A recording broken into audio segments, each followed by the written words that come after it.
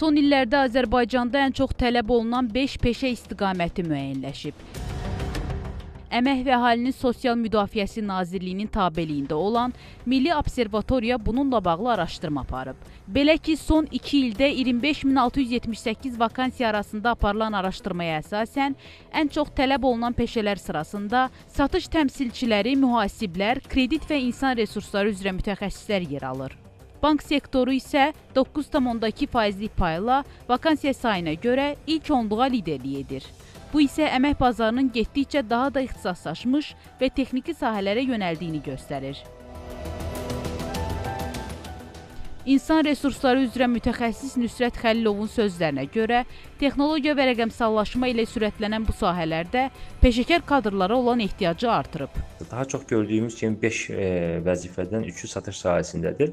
Bu ona görədir ki, müəssisələr ümumiyyətlə xidmət və məhsul satışından gəlir əldə edir və bu əldə edilmiş gəlir nəticəsində digər öhdəliklərini icra edə bilirlər. Ona görə də satış sahəsi baxmayaraq ki, internet dövründə yaşayırıq, onlayn satış hər nə qədər genişlənsə belə yenə də fiziki olaraq satışın həyata keçirilməsini yerinə yetirən mütəxəssislərə ehtiyac var. Araşdırmada həmçinin o da qeyd edilib ki, iş elanlarının 76,2%-də iş təcrübəsi tələb olunur, minimum tələb isə 1-2 il arasında dəyişir.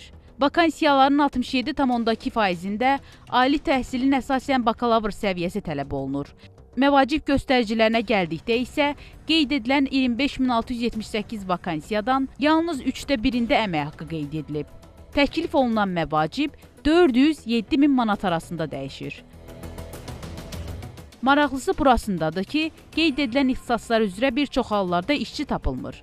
Mütəxəssis vurğulayır ki, vakansiyaların çoxluğu işlə təmin olunmaq üçün kifayət etmir, çünki əksər hallarda peşə və ixtisas tələb edilir. İşsizlərin böyük hissəsi isə ya bu sahələr üzrə təcrübəyə malik deyil, ya da ixtisas uyğunsuzluğu ilə qarşılaşırlar. Əmək bazarına baxsaq, əslində tələb də var, təklif də var. Sadəcə olaraq bu tələb və təklif müəyyən mənada uzlaşmır. Səbəb nədir? Ona görə ki, müəyyən mənada hesab edirəm ki, hansısa bir şirkətdə işləyən işçi bir çox hallarda öz üzərində çox da işləmir. Çünki dövr tez-tez dəyişir, texnologiya dövründə yaşayırıq, əmək bazarının tələbləri dəyişir və bir neçə ildən sonra işsiz qalanda, iş axtaranda həmin işə götürən də müasir dövrün tələblərinə uyğun iş axtardığına görə, məsələn, təcrübəli işçi olsa belə həmin işçi iş tapa bilmir. Müəyyən mənada ona görə də burada tələb və təklifin uzlaşmaması ilə rastlaşa bilirik. Nüsrət Xəlilov əlavə etdi ki, bəzi vakansiyalar aylarla açıq qalır. Səbəblərdən biri də maaşın aşağı olması və ya iş şəraitinin cəlbedici olmamasıdır. Yəni, yalnız ixtisas uyğunluğu deyil, əmək haqqı gözləntiləri də işçi tapmaqda çətinlik yaradır. Firuzə Məlikzadə, İlham Əkəliyeva, Xəbər Ertəsi.